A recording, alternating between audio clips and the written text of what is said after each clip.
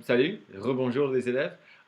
Aujourd'hui, on va continuer avec ce qu'on a commencé l'autre jour. Puis maintenant, on va parler des permutations et la notation factorielle.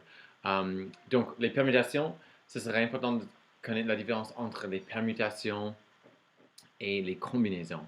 Et ce qu'on apprendra un peu dans cette leçon, mais surtout dans la prochaine, c'est qu'en fait, il y a des grandes différences. Alors, quand on vous parle de vos cadenas sur vos casiers et on parle d'une combinaison, en fait, cela, c'est vraiment une permutation.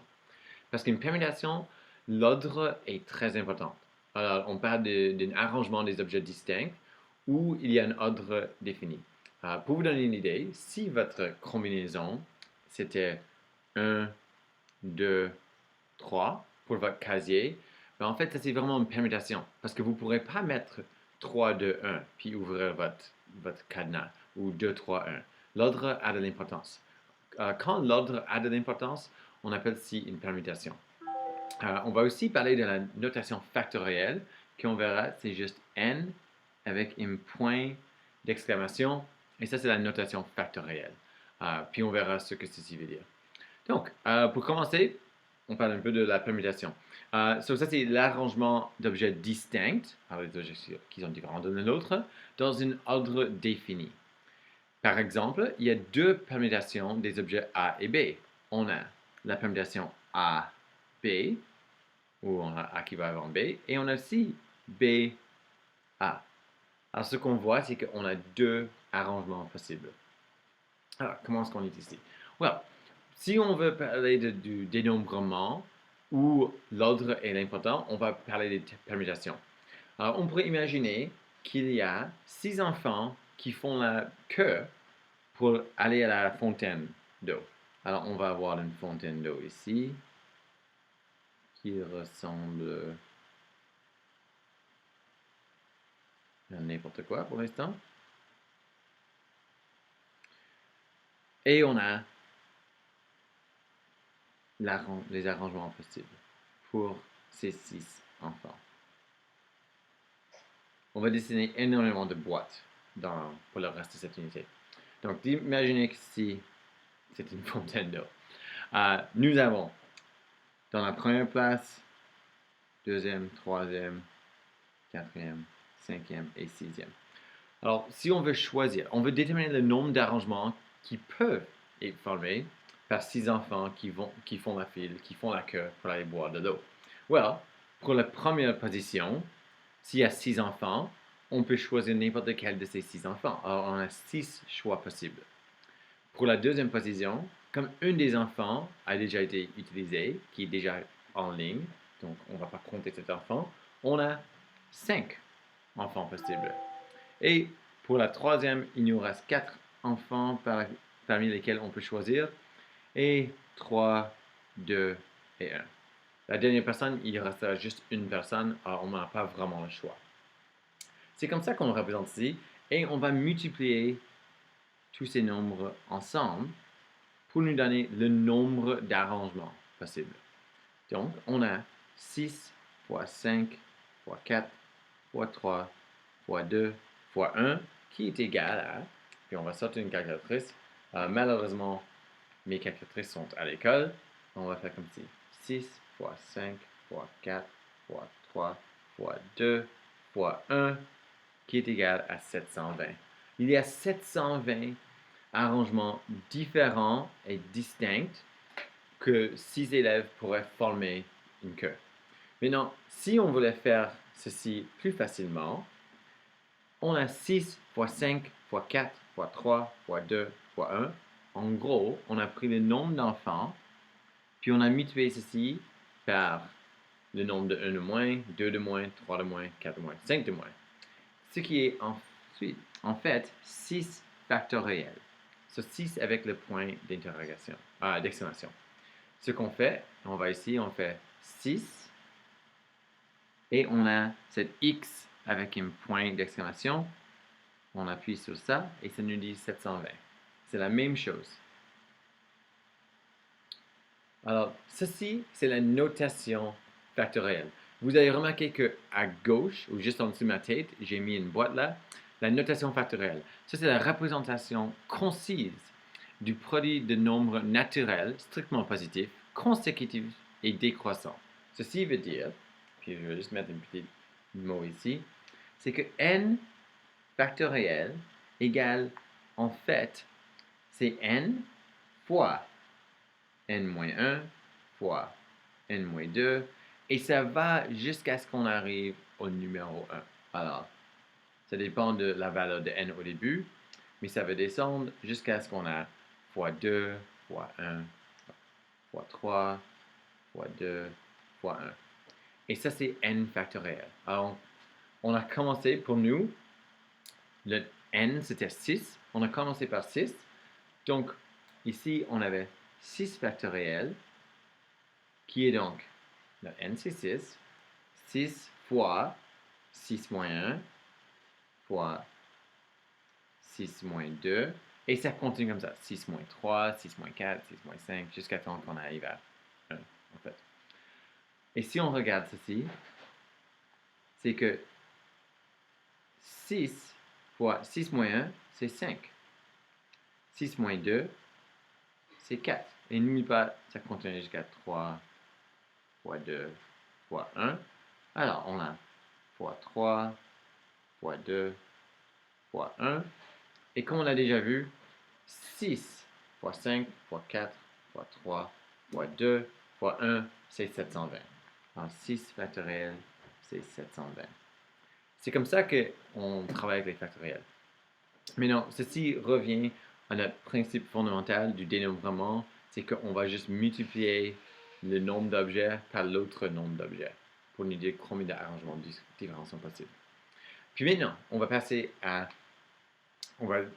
des questions de mots à des questions avec des factoriels. Alors, évalue les expressions suivantes. Si on a 10 factoriels, ce qu'on va faire ici, c'est qu'on dit que 10 factoriel, alors ça c'est pour la question A, c'est tout simplement 10 fois 10 moins 1 fois 10 moins 2 fois 10 moins 3, et on fait cela jusqu'à temps qu'on arrive à 3, 2, 1.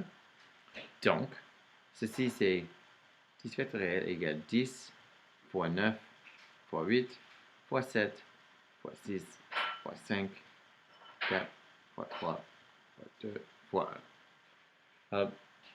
Il y a plusieurs méthodes par lesquelles on pourrait faire ceci maintenant. On pourrait, dans notre calculatrice, tout simplement faire 10 fois 9 fois 7. Et on fait comme ça. Alors, 10 fois 9.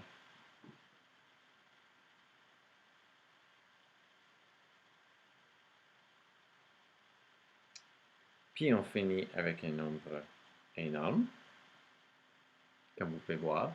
Ou vous pouvez tout simplement faire 10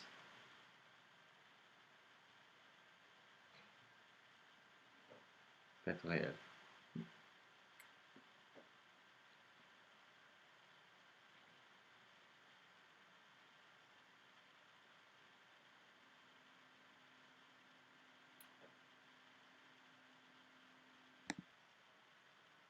Désolé, je crois qu'il y a eu une faute la première fois. On va juste refaire ceci.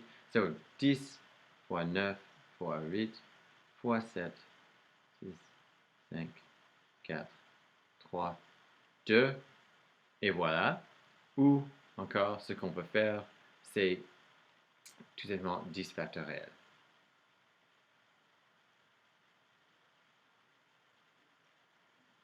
Voilà.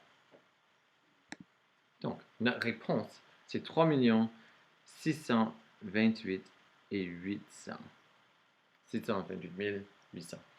Ceci veut dire que si on avait 10 personnes et on leur demandait de faire la queue pour une fontaine d'eau ou pour aller au cinéma ou n'importe quoi, il y aura plus de 3 millions de façons différentes qui pourraient faire la queue. Ça, c'est impressionnant.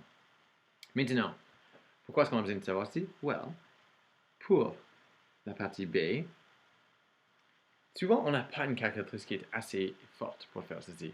Je sais que maintenant, avec les téléphones portables, c'est rarement le cas, mais sur votre examen, vous n'aurez pas un téléphone portable. Alors, il faudra savoir comment on fait ceci. Donc, si on regarde ici, on a 12 factoriels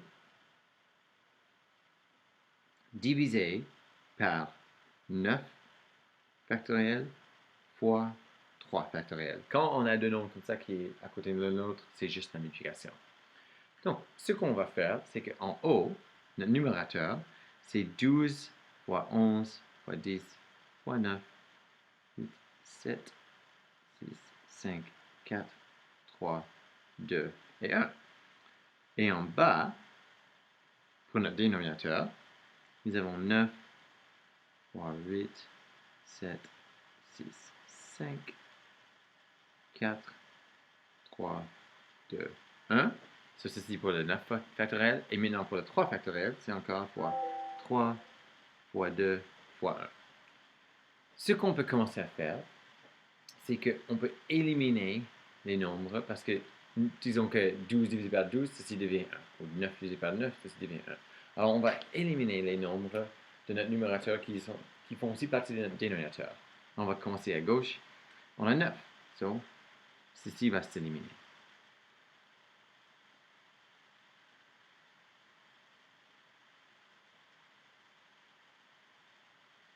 Voilà. Alors, ce qui nous reste pour notre numérateur, c'est 12 fois 11 fois 10. Et pour notre dénominateur, c'est 3 fois 2 fois 1. À partir de là, on peut faire ci dans une calculatrice, mais je vais vous montrer une petite indice. Alors, on a 12 fois 11 fois 10 divisé par 3 fois 2 fois 1, ça c'est 6. Donc, ce qu'on fait, 12 divisé par 6, c'est tout simplement 2. Si on fait 12 divisé par 6, nous avons 2, et ceci va s'éliminer maintenant.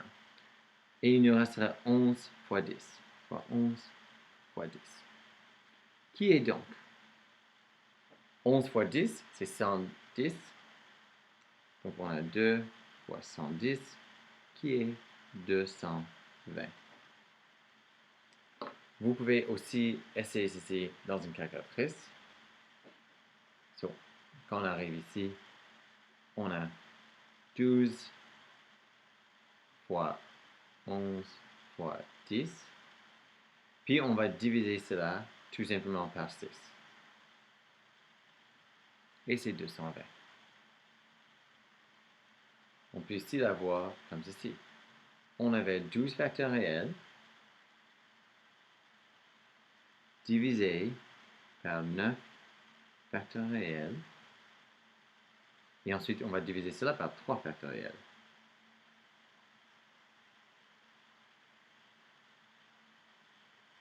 Et c'est 220.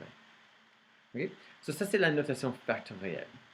Et ceci nous aide pour savoir le nombre d'arrangements possibles quand on a des objets distincts. On va juste faire un autre exemple ensemble. Et ceci sera la leçon pour aujourd'hui. Demain, on va aller plus dans les questions de mots. Alors, tournez la page ici. Ce que nous avons en haut, c'est des questions un peu plus compliquées, mais on peut les faire. So, on veut simplifier l'expression. Quand n, c'est un nombre naturel qui est strictement positif. Donc, on veut simplifier ceci. On ne cherche pas à savoir c'est quoi la valeur de n, mais tout simplement, comment est-ce qu'on peut réécrire ceci de façon plus simple? Well, comme on voit, le n plus 3 n'a pas de factoriel. C'est juste le n plus 2 qui a le factoriel. Donc, pour a, ce qu'on fait, c'est on a n plus 3 fois, maintenant on a n plus 2. Comme c'est n plus 2 factoriel, on sait qu'on va maintenant faire n plus 2 moins 1, qui est donc n plus 1, fois, et on va toujours juste diminuer le nombre ici, comme c'était factoriel, par 1. Donc, fois n, fois maintenant n moins 1, n moins 2, jusqu'à temps qu'on arrive à 3 fois 2 fois 1. Right? Parce que ça, c'est encore la notation factorielle. Je vous rappelle que juste en dessous de la tête, il y a la petite boîte qui vous démontre cela encore. Donc, ceci veut dire que si on regarde, ça va de n plus 3 fois n plus 2 fois n plus 1, blablabla. Ceci veut dire que comme c'est n plus 3 multiplié par toujours le nombre qui est plus petit multiplié par 1, on a diminué par 1, ceci veut vraiment dire que c'est n plus 3 factoriel. Alors, pour simplifier ceci, on a juste besoin de dire, c'est n plus 3 factoriel. N'oubliez pas que ceci, le n plus 2 factoriel, ceci représente tout ça.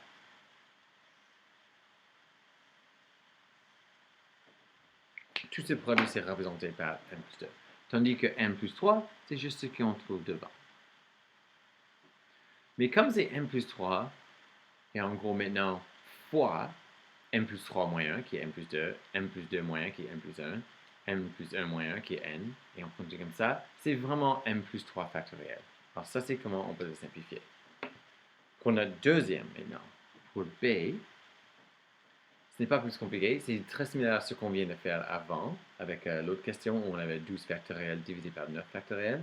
Ce qu'on verra, c'est qu'on a n plus 1 factoriel. So, n plus 1 factoriel divisé par n moins 1 factoriel. N plus 1 factoriel comme numérateur veut juste dire n plus 1 fois, et on est toujours juste en train de diminuer ceci, ce terme par 1. So, n plus 1 moins 1, qui est n. Et maintenant, on diminue ceci par 1 encore. So, n moins 1, n moins 2, jusqu'à temps qu'on arrive à 3, 2, 1. Notez bien que si notre n avait une valeur de 3, on commencerait vraiment ici. Bon, en fait, juste là. So, en bas, ce qu'on va avoir, c'est n moins 1, notre premier terme. Et puis, ce qu'on fait quand c'est factoriel, on diminue par 1 encore, so n moins 2, n moins 3, et ça continue jusqu'à 3, 2, 1. Comme on vient juste de faire dans l'autre exemple, l'exemple numéro 2, quand on a des nombres qui peuvent s'éliminer, on va le faire. Si on regarde ici, s'élimine, s'élimine, s'élimine. C'était un des nombres qui était là, là, là. Qu'est-ce qu'il nous reste? C'est juste le numérateur qui est n plus 1 fois n. La distributivité nous dit qu'on va faire n fois n fois plus 1, qui est donc n au carré plus n. Et ça, c'est notre réponse finale. Encore demain, on va regarder des questions avec plus de mots, parce que c'est vraiment ça qui nous intéresse, mais il faut qu'on comprenne comment ceci fonctionne avant qu'on passe à la prochaine étape. Nous allons sauter l'exemple numéro 4. Si vous voulez le faire, vous êtes tous les bienvenus à le faire. Je peux vous dire en regardant ceci que la réponse était forcément 10. Si vous l'essayez et vous voulez savoir si c'était 10 ou non, voilà, vous pouvez le faire. On a un peu l'explication des permutations. Encore, on va regarder ici plus demain, mais c'est l'idée qu'avec les permutations, si on a trois objets distincts, prenons l'exemple de A, B et C, on a 6 permutations. Comment est-ce qu'on peut savoir cela? On a 3 objets distincts, donc notre n, c'est égal à 3. Le nombre d'arrangements distincts possibles, ça va être 3 factoriel, qui est donc 3 fois 2 fois 1, qui est 6. Comme on voit ici, on a permutation 1, 2, 3, 4, 5 et 6. Et ça, c'est parce que, si on regarde, même si chaque fois on est juste en train de jouer avec A, B et C, on a le premier cas où c'est en ordre alphabétique, A, B, C. Ensuite, nous avons A, C, B, B, A, C, B, C, A. Finalement, C, A, B et C, B, A. Ce qu'on peut voir, c'est que chaque fois, on a utilisé les mêmes 3 lettres, mais dans un ordre distinct, un ordre différent. Ceci quand l'ordre a de l'importance.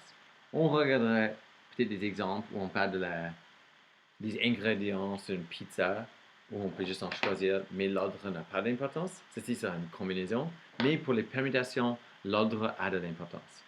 Alors, pour les devoirs qui suivent, il y a toujours les solutions juste après. Encore juste un petit rappel avant qu'on aille trop loin ici. C'est que l'expression n factoriel se lit factoriel n ou n factoriel, et elle représente le nombre de permutations dans un ensemble de n objets différents. Donc, on le voit comme on a juste en dessous de la tête. N factoriel, c'est égal à n, n-1, n-2, jusqu'à ce qu'on arrive à x3, x2, x1. Ce qu'il faut aussi savoir, dans l'expression factoriel n ou n factoriel, la variable n n'est défini que pour les valeurs qui appartiennent à l'ensemble des nombres naturels strictement positifs. Alors, les nombres qu'on connaît, 1, 2, 3, 4, 5, les nombres qu'on peut vraiment compter dans la nature. Pour les devoirs, tournez la page. Vous n'avez pas besoin de faire toutes les 12 questions. Et nous va encore, les solutions sont juste là pour vous aider. Mais les questions que j'aimerais bien que vous essayez de faire sont celles-ci. Essayez les questions. 1, 2, 3, 7, 8, 9 et 11, 12. Alors, je vais les écrire ici. Devoir. 1, 2, 3, 7, 8, 9, 11 et 12. Évidemment, vous êtes bienvenus à faire toutes les questions des devoirs si vous voulez. Je mettrai une autre vidéo en ligne demain, mais essayez certainement ces 8 questions. Là, il y a un chat qui vient passer. Edith! Yeah, ok. Voilà. Si vous avez des questions, vous pouvez toujours m'envoyer un courriel. Comme ça, on pourrait faire une meeting avec Google Meet ou avec Zoom. Sinon, chaque semaine, j'aurai... chaque semaine... Ça, c'est mon chat. Chaque semaine, j'aurai... C'est les pierres. On pourra avoir une période où vous pourrez me poser des questions. Une période de questions-réponses. Et n'oubliez pas qu'à la fin de cette semaine, je vous donnerai une évaluation de la semaine à faire sur Google Classroom. J'espère que vous allez très bien. Vous nous manquez tous énormément, comme toujours.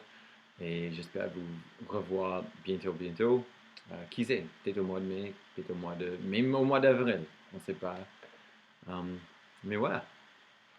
Si vous avez des questions encore, envoyez-moi des courriels et je vous répondrai très vite. Puis on pourrait se parler sur Google Meet ou Zoom. Mais pour l'instant, je pense que je vais changer les trucs à Google Meet, donc je vais mettre ça dans le Google Classroom. Ok, passez une bonne journée. Au revoir.